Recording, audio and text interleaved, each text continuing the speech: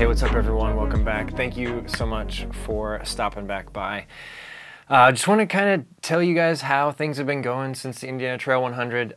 Thank you all for watching that video. It means a lot to me that just everyone that's watched it and commented, and all of the responses were so positive, and it was just like a lot of them were about how vulnerable and open and everything I was, and that was really cool just to see, because that section of the video I almost cut it out at the last second because I was kind of like, you know, like this is like YouTube, I don't know if I want to be like, you know, putting all of this out there, but glad I did, because that was what most of the responses were about, and it was just really cool to see that.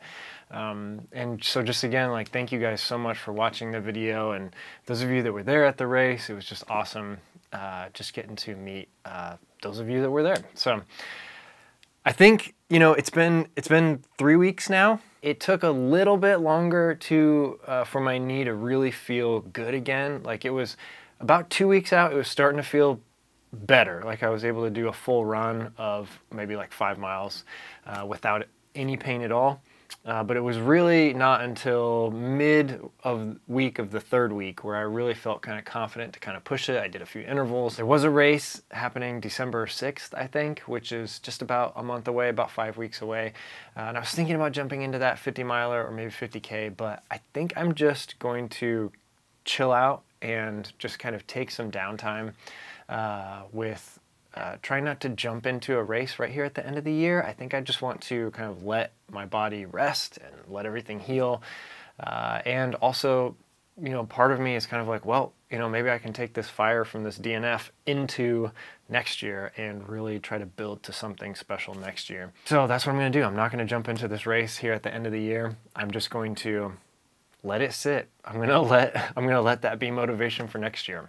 And I'm okay with that. Also, the Western States and Hardrock lotteries are open right now. And so the Western States lottery is different than it's been in the past. I'm gonna kind of sign up now and walk you guys through it because it could be confusing for those of you that have done it before. And also now that it's brand new, like you're not just doing the same old thing that we always used to do. So once you're in, it shows you that the drawing is gonna be December 4th at 8 a.m.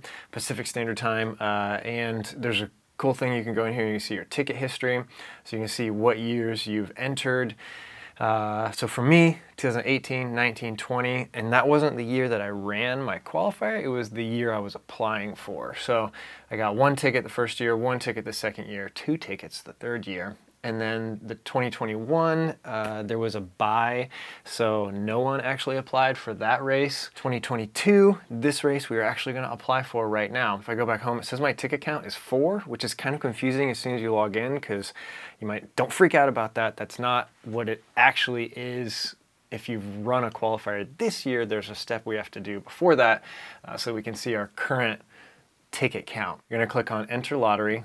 So this is where you add the race that you qualified for the lottery in this past year, the Cruel Jewel. There it is, right there. My finish time, I need to actually look this up, actually, 39:09:23. So then it updates, which is great, like instant feedback. It says my current ticket count is 8. My status for 2022 lottery is that I have a qualifier because I'm a Cruel Jewel finisher. So previously in this purple area, it showed that I was a bye for 2020 until I entered the race. So if you just want to select a bye for this next upcoming year, you just don't even have to enter a race. So it's actually pretty easy to kind of keep track of that and everything. Whatever's in this purple area is your current status.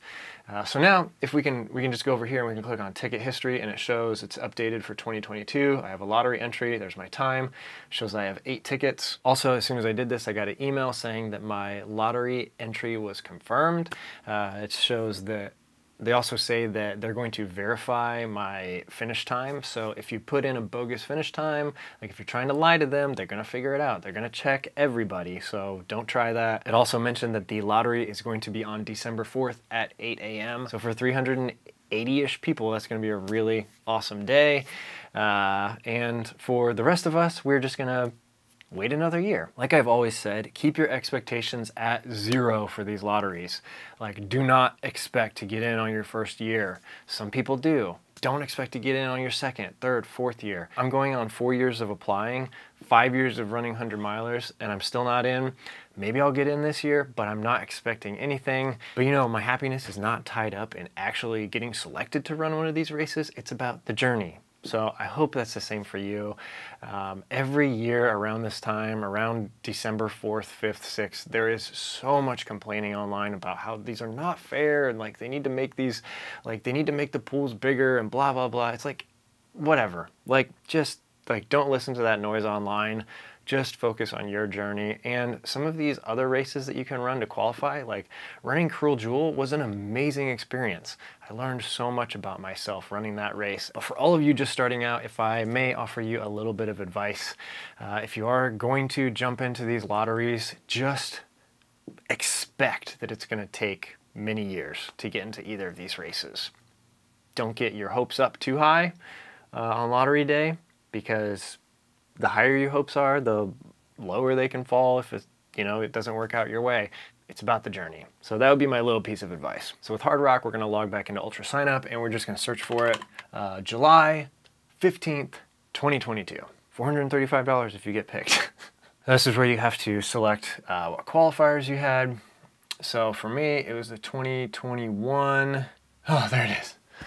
For a second, I thought Cruel Jewel was not on this list.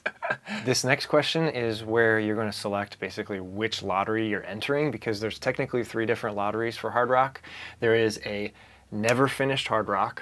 There is a finished Hardrock 100 1 to 4 times. And then there is I have finished Hardrock 5 times or more. So there's 3 different lotteries for Hardrock. They all have a set number of spots. So that's one of the kind of harder things to understand for people that have never applied for Hardrock before, is that if you've never finished Hardrock, you're applying from, I think it's like 75 spots. And there's thousands of people applying for those 75 spots. So that's just the way they run their race. If you don't like it, who cares? Don't complain about it. Run a different one. Whew. And once it's done, you get an email from Ultra Sign Up confirming your registration to the lottery. So that's it. That's how you register for both lotteries, the Western States and the Hardrock 100. This is something I've been doing for 5 years.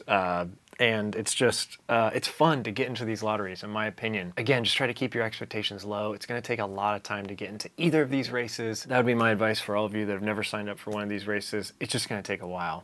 So, thank you guys so much for following along with me. The last couple weeks have been hard processing this DNF at the Indiana Trail 100, but it has allowed me to do a whole lot of just kind of like searching through my passions and figuring out what I want to do, and just kind of like refocusing some of those, you know, like documentary work, narrative film work. That's something that I really am excited about diving more into this winter and spring, especially now that you know, a lot of these restrictions that we've had over the last year and a half are kind of starting to be lifted. Things seem like it's a lot safer to work together. So very excited to do some more traveling.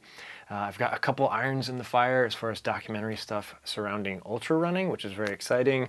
I'm also working on a script for a narrative. So I think this is going to be a really great winter for me and for you if you're following along the channel. But again, this is just my journey, and thank you guys for following along, whether it's through ultra running, running these big races, or whether it's something else like documentary filmmaking, narrative filmmaking, whether we start looking at more of the gear behind the process of creating a YouTube channel. Who knows? Thank you guys for following me along through it all. My name's in the hat for both Western States and Hardrock next year. So we'll see what happens.